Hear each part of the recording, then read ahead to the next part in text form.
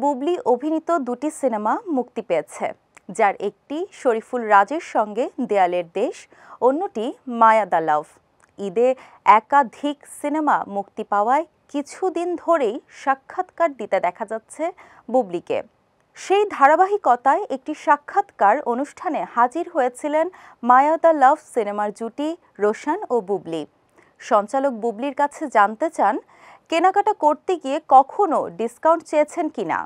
উত্তরে বুবলি বলেন, বোরকা পরে গেলে ডিসকাউন্ট চাওয়া হয়।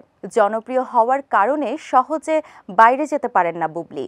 তিনি জানান, তার বন্ধুও নেই তেমন একটা, তাই বাইরে গিয়ে আড্ডাও দেওয়া হয় না তেমন একটা। রাত বিরাতে বাইরে ঘোরাঘুরিও হয় না বুবলির, বরং সে সময়টা ইউটিউবে রান্নার ভিডিও দেখে সময় কাটান বলে অনুষ্ঠানে জানান বুবলি। এমন কোনো সিনেমা আছে যেটা শুধু টাকার কারণে করা হয়েছে?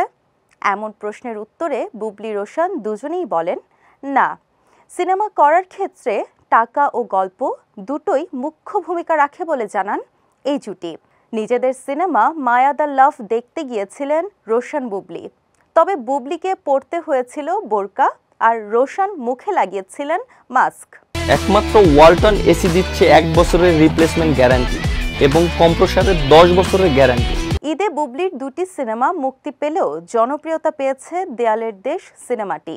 মায়া দ্য লাভ সিনেমাটি মুক্তির প্রথম দিন আলোচনায় থাকলেও পরবর্তীতে দর্শকদের তেমন সাড়া পাওয়া যায়নি।